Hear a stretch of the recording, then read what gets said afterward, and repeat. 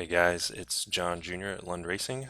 I am going to go through our dyno polls for our 2020 GT500.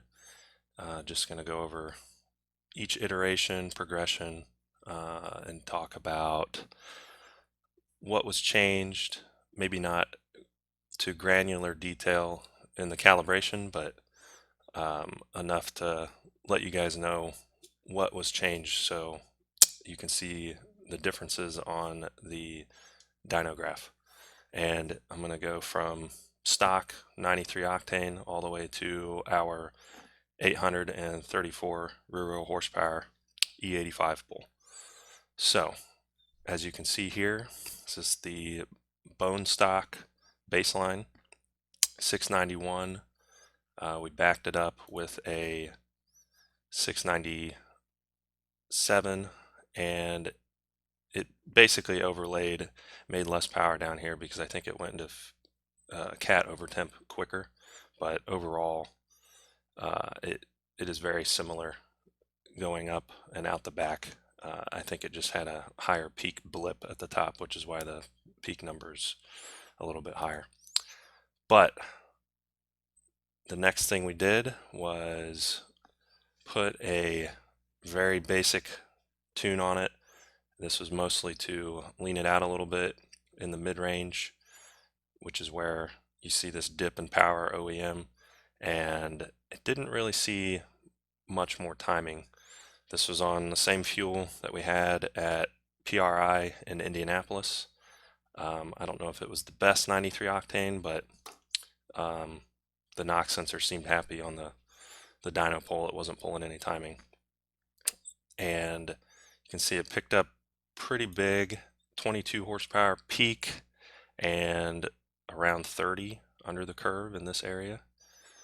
So we then decided to throw in some octane additive just to see what timing would do and to be safe with adding timing. So take this, and you can see it picked up. Take this pull off. There we go. See, it picked up 10 horsepower peak and a little bit more in the mid-range. It's not a crazy big gain. I don't think I added too much timing on this. Maybe 1.5 degrees. Obviously, we're limited on RPM.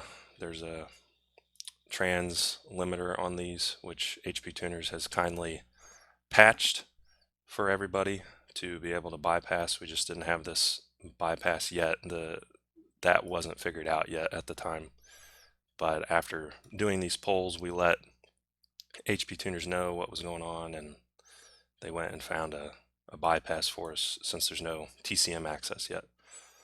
So after this, we decided to pull up the next one, put on a lethal race pipe, and you can see it didn't pick up much down low, overlaid, but you can see where it started picking up pretty good up here. It's maybe 13 horse peak, 20 in some areas. Obviously, if we had kept pulling RPM, it would keep going. So we'll hide that one, and we'll pull up the next day. This one is a little bit more timing, and maybe 0.5 degree, but the biggest thing here was we wanted to see what taking the air filter off would do.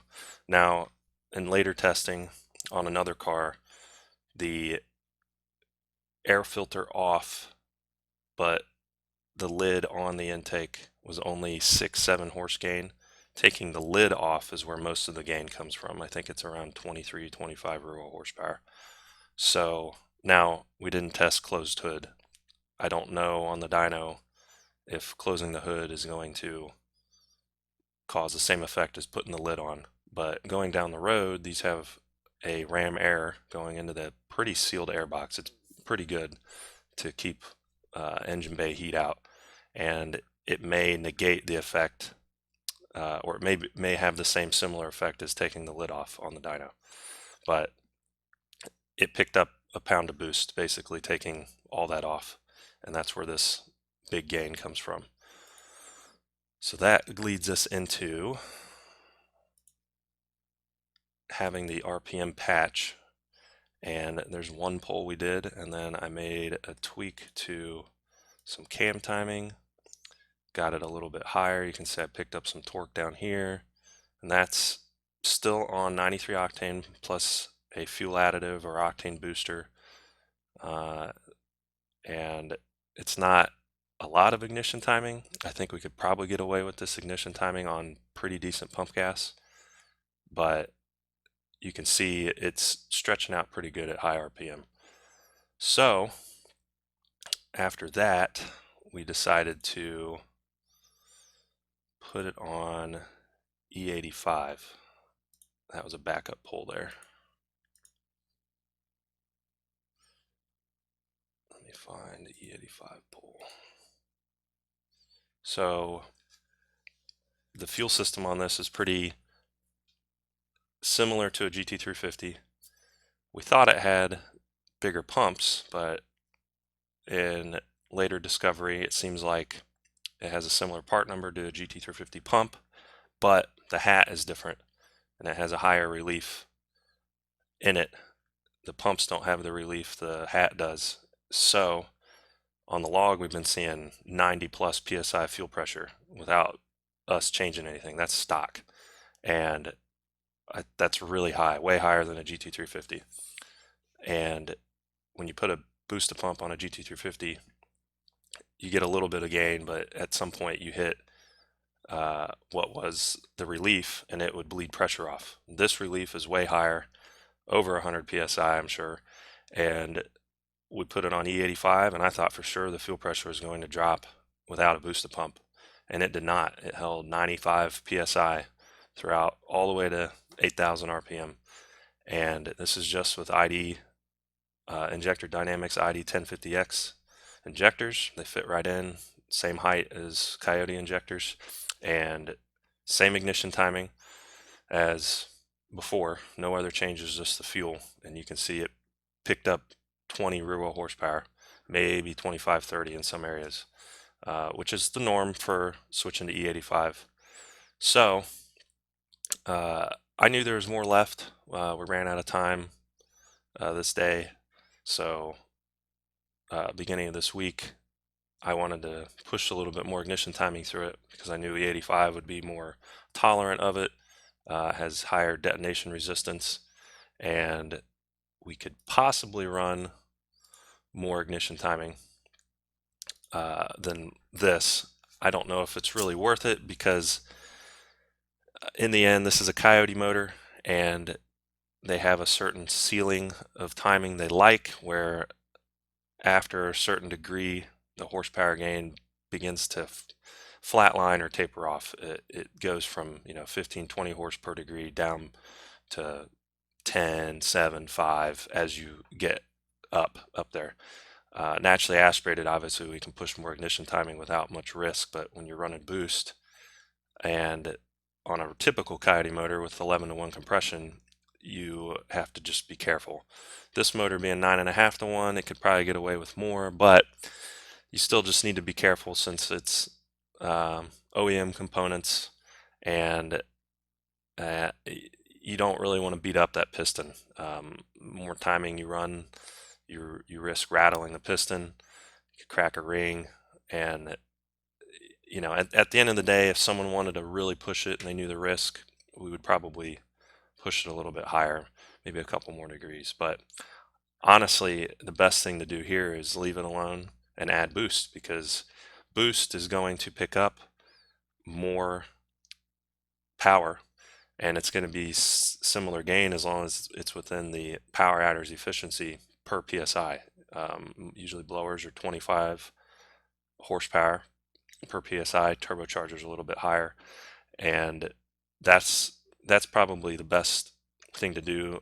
The downside is more heat comes into play, which we haven't really seen any heat issues, but I can tell if we add boost, the OEM intercooler is going to become uh, a roadblock.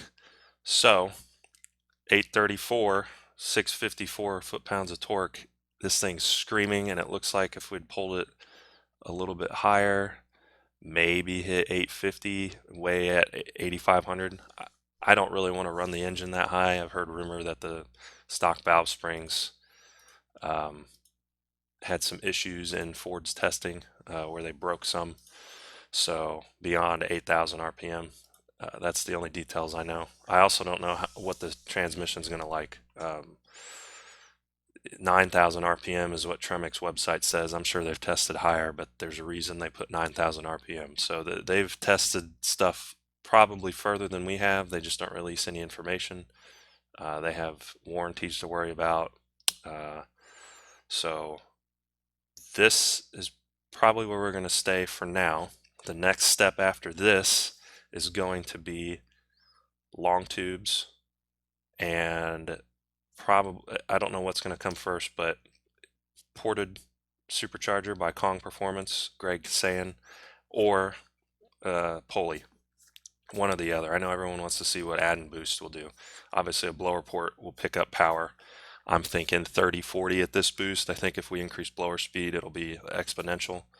But I think with long tubes, 20 horse, 15, 20 horse gain is solid, maybe a little higher. I won't give any details out, but somebody's already tested long tubes that we've tuned, and it was an impressive gain. And I think with that plus a blower port, stock pulley configuration, 900 rear wheel horsepower is capable on E85. And I think with adding boost, 950 is capable before you start running into intercooler problems. Now I know there's an aftermarket intercooler coming that's going to be better, and obviously we can't wait to see what a 3.8 Whipple is going to do on this. Now everyone's wondering what's going to happen with the DCT transmission. We don't know. I took this out on the road day before Christmas, and it felt great. I was concerned that it wouldn't shift, so I only did some paddle shift testing, and it shifts awesome. Shifts just like it does stock, very quick, very fast. Does fuel cut on the shifts like OEM does, no issue. Comes right back in to power really fast. Way different than a 10-speed on its um, torque reduction on the shifts, and it is quick. It feels like a low 10 9-second car, not high 9-second car. And that's impressive at that weight, because with me in it, it's got to be close to 4,400 pounds. So we need to weigh it for everybody so they can see. But that's with at least half a tank of fuel in it. So my dad actually took it out, took it home, and he did some shifting with it just in regular automatic, and he says it shifts right at OEM 7,500. Screams. He's super impressed. We haven't experienced any clutch sip yet. Now we haven't done anything with launching. Launch control still works. We can only go as high as 3,200 RPM right now, but we're looking to see if that can be remedied through tuning at some point, so you can bump that up. I know for turbocharged vehicles, the OEM two-step isn't going to work well, so something has to be set up for that with outside ignition control, like a MSD or a watt box. But OEM for a blower, it uses the throttle, and it mimics a two-step with fuel cut. So I'm going to play around with getting rid of the fuel cut so it only uses throttle, because I think that'll allow it to have more consistent launches. Because if it's sitting there wrapping off the fuel cut on the two-step and you launch when it's on a downward of the RPM, it could bog slightly, not something that's going to be noticeable, but it could make inconsistent reaction times. Um, but it sounds cool, so that's why they do it. But I'm going to play with that. I don't know for sure if that's going to do anything. So I think with a setup like this and maybe a sticky tire, we're being told not to put drag radials on these for fear of the transmission slipping more if there's tons of grip. But I know OEM, the TCM has some kind of slip launch logic, and when you launch it, it slips it like someone's left foot on a clutch. So it may work out if there's slip. The clutch is slipping acts as a fuse to prevent part breakage. So if it can slip and then couple and shift where it needs to shift without overshooting, I'm sure the TCM is going to be able to handle that pretty decent, since this thing shifts literally instantly on command. As you guys saw probably on social media, I'm paddle shifting it, and it's as soon as I click the paddle, it's shifting. It's not like a regular planetary automatic where it's got to fill the drum, and after you tap the paddle, that's the command.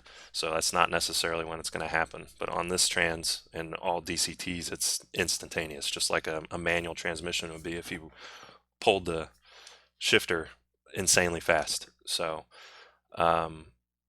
yeah, that's where we're at. I think we got somebody that's going to head to the track soon. Not our car. I would like to take our car, but we got somebody that wants to do it with theirs, and it's within the same team. So hopefully we can get a 9-second pass out of one of these. That would be great. I definitely think it's possible, and I'm looking forward to just continuing to push it. And we're looking forward to TCM access via HP tuners, and just continue to push them. I really think a bigger blower, pushing this blower, turbochargers, it's going to be great. So just stay tuned, follow us on social media, and you'll be hearing from us soon. Thanks.